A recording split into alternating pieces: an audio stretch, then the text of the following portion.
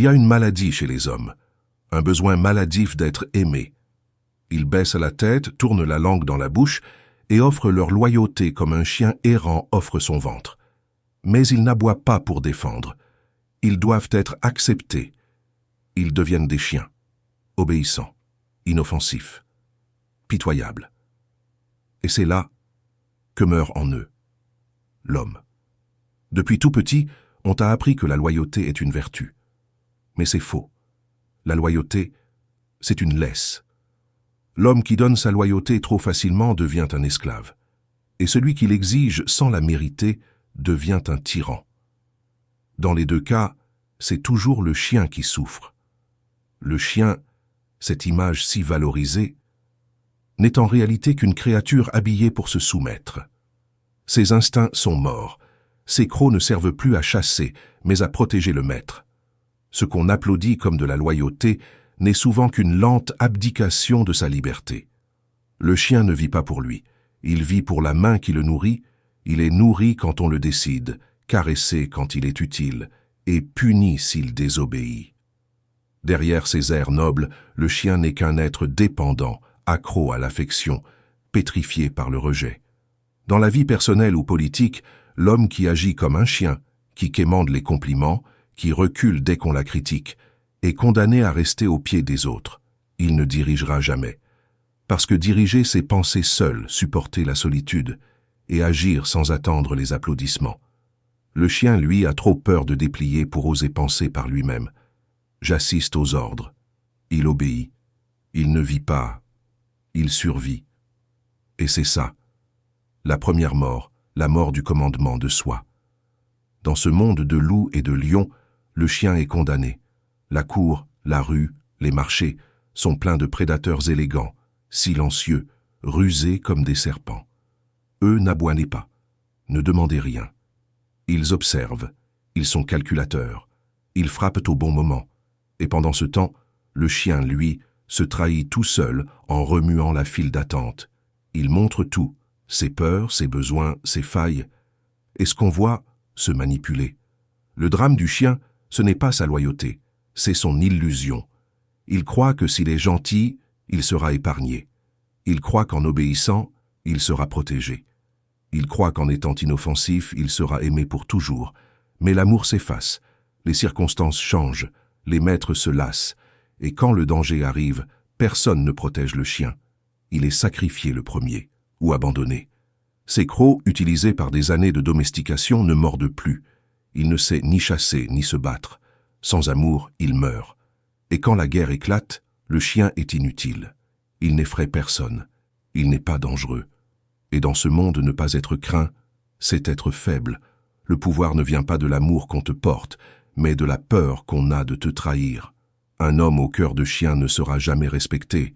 Il inspirera, au mieux, de la pitié. Mais la pitié ne construit pas d'empire. Elle ne gagne pas de bataille. Elle ne t'épargne pas la lame sous la gorge. Cette idolâtrie de la loyauté, de l'obéissance, de la douceur, c'est une ruse des puissantes. Ils ne prêchent pas la vertu parce qu'ils la respectent, ils la prêchent parce qu'elle affaiblit ceux qui les écoutent. Eux ne vivent pas comme des chiens, ils veulent juste que les autres le fassent.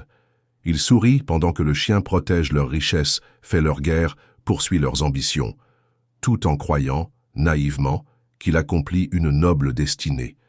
Mais la noblesse sans autonomie, ce n'est qu'un autre mot pour dire servitude. Le chien qui cesse d'obéir est rejeté. Le chien qui remet son maître en question est abattu. Le message est limpide. L'obéissance n'est pas récompensée. Elle est exigée.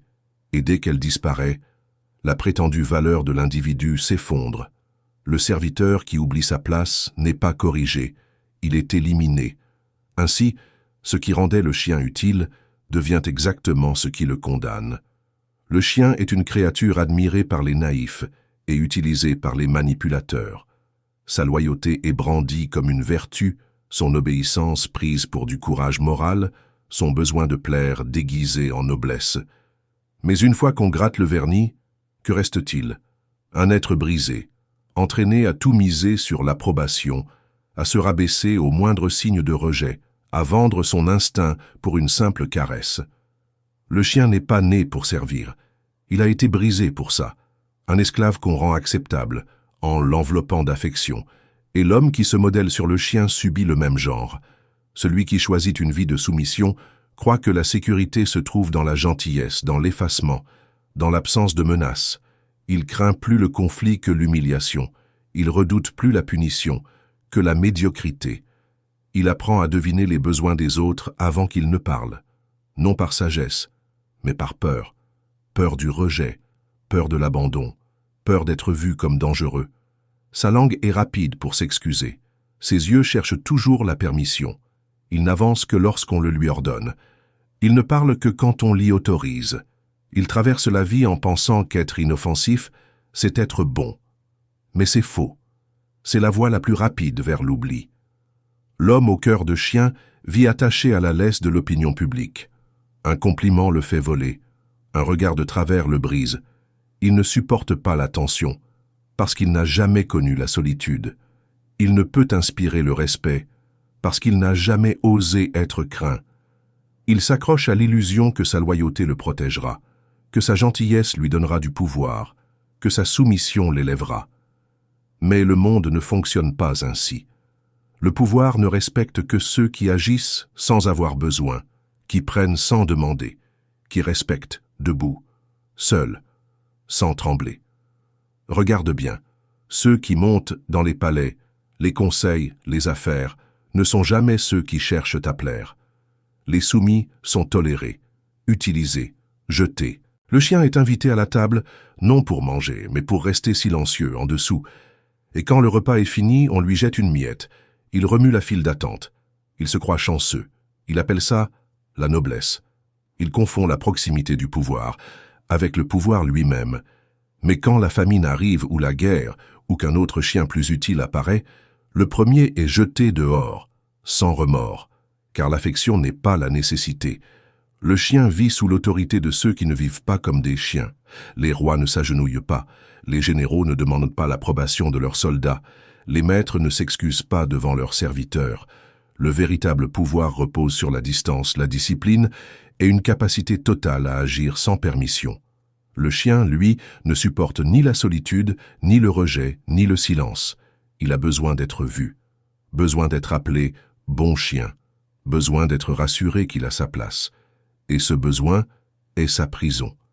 Mais pire encore, le chien ne voit même pas la chaîne. Il se croit libre parce qu'on ne le frappe pas. Il se croit choisi parce qu'on le nourrit. Il se croit aimé parce qu'on le tolère. Mais au premier acte de désobéissance, la vérité éclate. La laisse se resserre.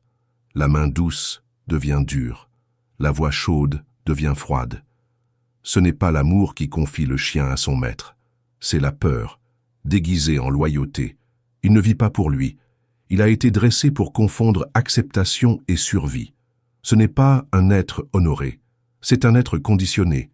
Il n'obéit pas par respect. Il obéit parce qu'il a été brisé. Le chien n'obéit pas parce qu'il comprend. Il obéit parce qu'il a oublié comment choisir. Observe-le en temps de crise, quand le maître est absent, quand le danger approche, quand la faim surgit. Le chien ne sait plus quoi faire. Il tourne en rond, il gémit, il attend, il est incapable d'agir seul, parce qu'on ne lui a jamais appris à le faire. On l'a félicité quand il obéissait, et puni quand il prenait une initiative.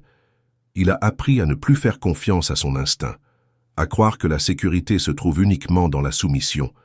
Et alors, quand la crise frappe, il s'effondre, paralysé par la peur ou perdu dans la confusion. Il est inutile, pour lui-même comme pour les autres. Il a échangé ses griffes contre le confort, et au final, il a tout perdu. Dans le théâtre du pouvoir, ce n'est pas le visage honnête qui règne, mais le masque. Et le masque le plus efficace, c'est le loup.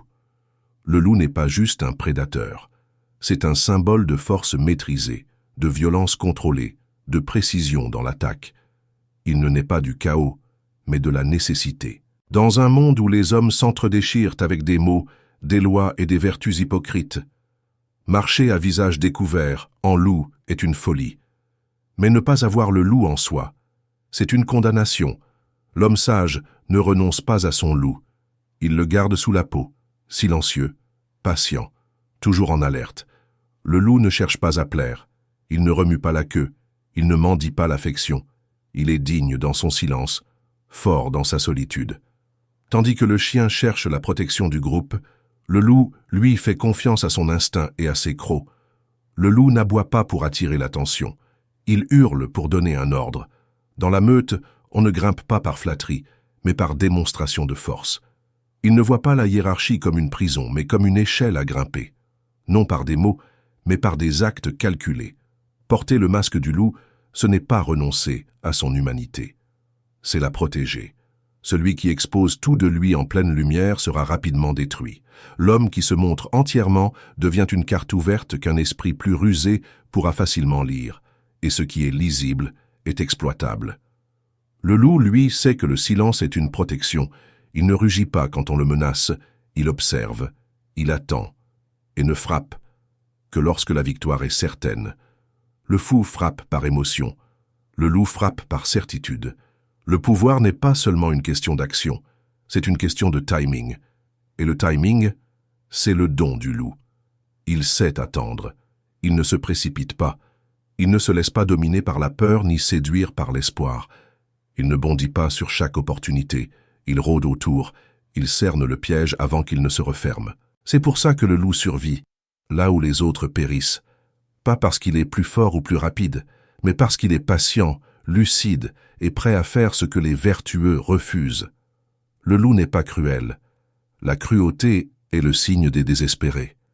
Le loup ne tue pas pour le plaisir, mais par nécessité. Il ne gaspille ni énergie, ni émotion. Pas de vengeance, pas de colère, juste de l'efficacité. Il sait que la peur est une arme plus tranchante que l'amour, que le silence peut crier plus fort que les supplications. Ceux qui croisent son regard le sentent, une présence qui n'a rien à prouver, pas d'aboiement, pas de discours, juste une certitude glaciale. Les conséquences tomberont. C'est ça, le vrai pouvoir. Porter le masque du loup, c'est comprendre la valeur de la dualité. On ne peut pas toujours être la bête, mais on doit toujours être prêt à le devenir. La vraie force, c'est de paraître inoffensif, tout en restant dangereux. Les moutons dorment paisiblement à côté du chien, mais ils tremblent quand le loup s'approche.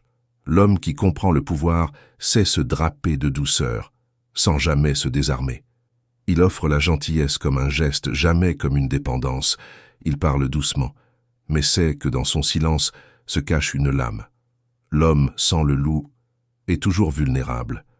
L'homme soumis est trop pressé d'expliquer, trop inquiet d'offenser, trop attaché à l'image qu'il donne. Pour agir avec vérité, le loup, lui, ne se soucie pas des apparences, seulement des résultats. Il ne débat pas de morale avec ceux qui sont les plus faibles, il ne justifie pas sa nature. Il agite, et ce sont ses actes qui le concernent. C'est ainsi qu'il est libre, pas parce qu'il est au-dessus des autres, mais parce qu'il n'est pas enchaîné à leur jugement. Comprendre le loup, c'est comprendre la nécessité du masque. Le monde ne récompense pas ceux qui se montrent tels qu'ils sont. Il les dévore. Mais l'homme qui sait quand montrer son visage et quand montrer ses crocs, celui-là est intouchable. Il n'est pas guidé par l'impulsion ni par le besoin.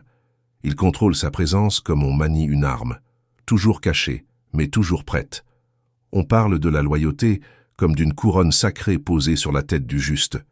Mais cette illusion a été inventée par ceux qui tirent profit de l'obéissance, et non par ceux qui comprennent la nature du pouvoir. La véritable loyauté, dans sa forme brute, n'est pas un cadeau. C'est une chaîne serrée autour du cou de celui qui la donne. Elle ne lie pas un homme à une cause, mais à un maître. Pas à un principe, mais à une dépendance. C'est un mot magnifique, utilisé pour sanctifier la soumission, pour donner une allure noble à l'esclavage, et pour protéger les intérêts de ceux qui craignent les hommes libres. L'homme loyal croit être noble. Il croit que sa fidélité est un signe de force intérieure. Mais regarde bien les conséquences de cette dévotion. Tu verras que ce qu'il appelle force n'est en réalité qu'une paralysie. Il ne peut rien faire sans autorisation. Il ne peut changer d'allégeance, même quand sa loyauté est exploitée. Il ne peut trahir, même quand la trahison est la seule voie vers la survie. Il s'accroche à l'idéal de constance comme à une armure, sans voir que c'est justement ce qui le rend vulnérable. Ceux qui placent la loyauté au-dessus de la raison sont souvent les premiers à être sacrifiés, et les derniers à être vengés. Le maître, Le dirigeant, l'opportuniste, comprend bien l'utilité des loyaux. Ils sont prévisibles, dociles et inoffensifs. Ils ne posent pas de questions, ne déviennent jamais, endurer les punitions et continuer de servir. Leur valeur n'est pas dans leur capacité à penser, mais dans leur capacité à supporter. Et le jour où ils ne servent plus à rien, leur protection disparaît aussi. Le fidèle devenu inutile devient un fardeau, et les charges, on ne les récompense pas. Sur les abandonnés, celui qui croit que sa loyauté lui offrira l'immortalité ne comprend rien à ceux qu'il sert. La gratitude est une chose éphémère, et l'histoire est pleine de cadavres d'hommes qui croyaient qu'on se souviendrait d'eux à cause de leur loyauté. La loyauté n'a de valeur que lorsqu'elle est manipulée avec intelligence. Être fidèle sans contrepartie, c'est offrir sa vie, sans condition. Le sage, lui, offre sa loyauté comme un prêt, jamais comme un don. Elle est conditionnelle, stratégique et toujours révocable. Il parle le langage de la fidélité, mais derrière son sourire, il calcule. Il donne son allégeance quand cela le sert, et il la retraite quand cela le met en danger. Il ne confond pas loyauté et morale. Il sait que pour survivre, il faut parfois abandonner ses alliances, changer de visage, changer de cap. Ce n'est pas de la lâcheté, c'est de l'adaptation. Exiger la loyauté des autres, c'est avouer sa propre peur. Les forts ne demandent pas l'allégeance, ils la provoquent, par la force, par la crainte, par la nécessité. Seuls les faibles défendent la loyauté comme une vertu. Ils espèrent que des chaînes sentimentales remplaceront ce que le fer ne pourra plus retenir. Et seuls les fous accordent cette loyauté, sans jamais se demander si celui qu'ils servent verserait son sang pour eux en retour. Être loyal envers un homme qui ne risquerait rien pour toi, alors que tu risques tout pour lui, c'est porter un collier et croire que c'est une couronne. Mais le pire, c'est la loyauté envers des idées, parce que les idées sont encore moins loyales que les hommes. Elles changent au gré du vent, s'effondrent sous la pression et servent bien souvent de masque pour manipuler les autres. Narav a dit « L'homme qui reste fidèle à une cause, même après qu'elle ait perdu son âme, n'est pas différent de celui qui refuse de fuir une maison en flammes, simplement parce qu'il l'a appelée chez lui. » Un principe, comme la loyauté, doit être examiné, testé et abandonné s'il ne sert plus ta survie. Les morts ne peuvent pas se proclamer nobles, ils pourrissent, loués par ceux qui, eux, ont été assez malins pour rester en vie. Ceux qui s'élèvent au pouvoir, à la richesse, à la liberté, n'y parviennent pas en étant fidèles à tous, mais en étant fidèles à personne, sauf quand cela les avantage. Leur allégeance est sélective, leur sement temporaire, leur foi réservée à eux seuls. Ils créent des alliances, jamais de liens. Ils signent des pactes, jamais de vœux. Et quand le vent tourne, ce sont les premiers à changer de cap. Ce n'est pas un manque d'honneur. C'est la compréhension des tempêtes. L'homme qui meurt avec une réputation de loyauté est essentiellement pleuré, par ceux-là même qui l'ont remplacé. L'homme qui survit en tordant la chaîne n'est jamais apprécié pour sa fidélité, mais on se souvient de lui pour une chose. Il est toujours en vie. Le monde, malgré ses masques de politesse, ne répond pas à la gentillesse ni à la soumission. Il plie devant la force démontrée. Il obéit aux dangereux, jamais aux doux. L'homme qui gémit sous les coups, qui demande au lieu d'exiger, qui implore la pitié avant même d'avoir imposé le respect, est destiné à être piétiné. Ce n'est pas de la cruauté, c'est la structure même de ce monde. Depuis les forêts les plus sauvages jusqu'au trône des royaumes, tout s'incline devant le pouvoir. Et le pouvoir ne se manifeste ni par des suppliques, ni par des larmes, mais par des crocs, exposés dans un silence glacé. L'homme qui veut être en sécurité doit paraître dangereux, pas bruyant, pas impulsif. Dangereux. Il y a une différence entre faire du bruit et représente une vraie menace. Les chiens aboient pour faire peur, pour donner l'illusion de force, mais ils aboient parce qu'ils ont peur. Le loup, lui, n'a pas besoin d'aboyer. Sa seule présence suffit. Son silence hurle plus fort que tous les cris désespérés. C'est ça l'art de la domination, ne presque rien dire, faire beaucoup, et laisser ton silence porter le poids de ta volonté. Quand un homme te regarde dans les yeux et comprend que tu ne vas pas reculer, pas fournisseur, pas hésiter. Il ne te teste pas une deuxième fois. L'homme qui ne peut être craint ne peut être respecté. Il peut être aimé, il peut être applaudi, mais jamais intronisé. On ne donne pas de responsabilité à celui qui fait l'unanimité. On la donne à celui qui décide, même quand c'est dur. Un prince qui ne peut punir n'est qu'une marionnette. Un général qui hésite à riposter devient un cercueil pour ses soldats. Un homme qui ne sait pas dire non comme un couperet sera utilisé jusqu'à l'épuisement. Ce monde est rempli de cadavres d'hommes agréables, de gentils, de doux, de ceux qui souriaient trop et faisaient trop peu trembler. La peur n'est pas un défaut, c'est un outil. Bien maîtrisée, elle élimine les obstacles plus vite que n'importe quelle diplomatie. Un seul acte de brutalité marque les esprits bien plus que 100 gestes de bonté. La miséricorde n'est admirable que lorsqu'elle vient d'un homme fort. Chez les faibles, elle n'est pas perçue comme de la noblesse, mais comme de l'impuissance. Et l'impuissance, dans ce monde, est une invitation à être dévorée. Le prédateur ne négocie pas avec la proie, il la mange. Et l'homme sans croc, qui recule devant le conflit, qui se plaint quand il est menacé, s'offre lui-même comme victime. Comprendre ça, c'est apprendre à bouger dans ce monde. Un homme ne doit pas crier quand il est blessé, ne pas se justifier quand il est défié, ne pas invoquer la justice. La justice est une fiction, inventée par ceux qui ont le pouvoir pour apaiser ceux qui ne l'ont pas. Le monde ne se soucie pas de ce que tu mérites. Il ne respecte que ce que tu peux prendre et garder. Si tu veux éviter d'être dominé, il faut que tu rayonnes la capacité de dominer. Tu ne dois pas te vanter, mais tu ne dois jamais céder. Tu dois entraîner ton visage à ne jamais trahir la panique, ta voix à ne porter aucune peur, et tes mains à ne jamais trembler. Rester stable, même dans la trahison.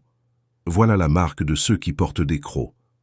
Les crocs ne sont pas seulement des armes, ce sont des symboles. La différence entre les puissants et les impuissants ne tient pas à leur morale, mais à leur volonté d'agir sans permission. L'homme au croc n'attend pas que les conditions soient idéales. Il crée ses propres conditions par l'action. Il sait que la gentillesse sans levier est une faiblesse et que la diplomatie sans menace n'est que du bruit. Celui qui peut détruire, mais choisit de ne pas le faire, voilà la véritable force. Celui qui ne peut pas détruire et fournir pour être épargné n'est qu'une proie. Même dans ce qu'on appelle le monde civilisé, le même principe règne. En politique, c'est celui qui peut ruiner une réputation qu'on écoute. En affaires, c'est celui qui peut quitter la table ou la renverser qui dicte les conditions. Dans la vie personnelle, l'homme qui punit la trahison sans prévention n'est jamais trahi 2 fois. Le simple murmure d'une capacité à nuire, lorsqu'il est soutenu par des actes impitoyables, change tout. Les autres pèsent leurs mots. Marchez avec prudence. Offre ce qu'il n'offrirait jamais à un mendiant qui gémit. Il n'y a aucun honneur à mourir martyr pour ses principes si tes ennemis fêtent ta chute. Un homme doit apprendre à être de l'acier dans le velours, doux dans la voix, mortel dans les faits. Il doit maîtriser l'art d'apparaître calme, tout en étant capable du chaos. Quand tu entres dans une pièce, il vaut mieux que l'on craigne de te défier plutôt que d'oublier que tu étais là. Le gémissement s'oublie. Le croc, lui, laisse une trace. C'est inscrit dans les lois de la nature, dans l'instinct humain, dans les couloirs de l'histoire. Ceux qui ont les crocs écrivent les règles, les autres les subissent. Aucun homme ne grimpe vers le pouvoir grâce à l'amour universel. Le besoin d'être aimé, c'est la première chaîne qu'on passe au cou de l'homme ambitieux. Elle émousse ses instincts, ralentit ses gestes et l'oblige à calculer non ce qui est nécessaire, mais ce qui est acceptable. Et ce faisant, il remet son autorité entre les mains de la foule dont il recherche l'approbation. Celui qui veut s'élever doit comprendre très tôt que la monnaie de l'ascension, ce n'est pas la popularité, c'est la clarté. Et la clarté exige des décisions qui seront haïes par beaucoup et respectées par peu. La haine n'est pas un échec, c'est un signal. Elle te dit que tu n'es plus un meuble dans la vie des autres, que ta présence bouscule leur confort. Ce n'est pas l'homme haï qui est en danger, c'est celui que plus personne ne craint. Le pouvoir ne peut exister sans ennemi, parce que le pouvoir crée le contraste. Pour qu'il y ait un au-dessus, il doit y avoir un en dessous.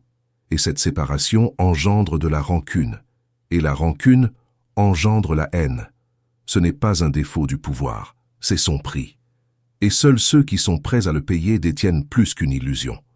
L'homme faible cherche l'affection parce qu'il croit qu'elle le protégera. Il pense que si tout le monde l'aime, personne ne le frappera. Que s'il fait plaisir à tous, il sera en sécurité. Mais une sécurité fondée sur l'approbation est un ver fragile. Elle dure, tant que les autres sont satisfaits. Mais le jour où il doit choisir entre ce qui est bon pour lui et ce qui est confortable pour eux, il se retrouve seul. Et s'il n'est pas prêt pour cette solitude, il s'écroule. L'homme fort, lui, accepte l'isolement comme le compagnon naturel du leadership. Il ne craint pas d'être haï. Il calcule quelles haines sont nécessaires. Vaut bien mieux être craint que aimé, quand on ne peut pas être les deux. Et c'est rarement possible sans contradiction. L'amour est conditionnel, bâti sur des fantasmes, des attentes. Il exige de la performance, de la constance, de l'effacement de soi. Un seul faux pas, et l'amour s'évapore. Mais la peur survit aux faux pas. Elle reste, même quand l'affection a disparu. La peur fait taire les trahisons. Elle aiguise l'obéissance. Et quand elle est mêlée au respect, elle devient la base d'une autorité inébranlable. Être haï, c'est se libérer du tribunal de l'opinion. C'est agir selon vos propres règles. C'est avancer sans explication. C'est punir sans excuse. C'est parler quand tous les autres se taisent. C'est prendre ce que les autres n'osent même pas toucher, ceux dont on se souvient, les rois, les fondateurs, les révolutionnaires, ont tous été haïs de leur vivant. La faute crachait leur nom, leurs proches murmuraient contre eux, et leurs ennemis les traitaient de monstres. Mais l'histoire ne demandait pas s'ils étaient aimés, elle demande s'ils ont gagné. L'homme qui veut plaire à tout le monde devient inoffensif. Trop occupé à lisser ses mots, à ménager les camps, à éviter d'offenser, il disparaît dans le compromis. Il oublie comment dire non. Il devient l'outil des autres, serviteur leur volonté au lieu de la sienne. On le félicite, jusqu'à ce qu'il ne serve plus à rien. Et alors, on le jetait avec les mêmes sourires polis qu'on utilisait pour le flatter. L'affection est un spectacle, et dès que tu cesses de jouer, la faute passe à autre chose. Vous devez choisir l'illusion de l'harmonie ou la réalité du progrès. Car le véritable progrès, en politique, en affaires, en amour, vient toujours au prix du confort de quelqu'un d'autre. On te traitera de cruel parce que tu es efficace. On te traitera d'arrogant parce que tu refuses de te justifier. On te dira sans cœur parce que tu coupes les liens qui ne te servent plus. Qu'ils parlent. Leurs mots ne sont que le bruit de ton ascension. Ils ne sont pas des juges, seulement des spectateurs, aigris de n'avoir pas osé faire comme toi. Si personne ne te déteste, alors tu ne diriges pas. Tu suis. Ou pire, tu fais du surplace. La haine est la tempête qu'un homme doit traverser s'il veut quitter le sol. Elle viendra d'en bas, de ceux qui rêvent d'être à ta place. Elle viendra de tes côtés, de ceux qui n'acceptent pas ta vitesse. Elle viendra d'en haut, de ceux qui sentent que tu pourrais les renverser. Mais l'homme qui s'arrête à cause du vent ne verra jamais la vue depuis le sommet. Le chemin de la domination n'est pas pavé de douceur, ni décoré par les louanges. Il est taillé dans l'intention brute, forgé dans l'inconfort, et entretenu par un refus impitoyable d'être domestiqué. Le monde ne récompense pas les inoffensifs, il les utilise, le fait taire, ou les oublie. Si tu veux t'élever, tu ne dois pas simplement rejeter la faiblesse, tu dois la traquer en toi-même et la tuer. Le chien, obéissant, dépendant, fragile, doit mourir pour que le loup émerge. Un être qui ne quémande pas, qui ne gémit pas, qui n'attend pas la permission. Un être qui a compris que la survie ne se reçoit pas, elle se prend. Que les autres cherchent la vertu dans la soumission. Toi, si tu oses, deviens ce qu'ils n'osent même pas nommer. Pas par cruauté, mais par maîtrise. Pas pour détruire sans raison, mais pour ne jamais être détruit.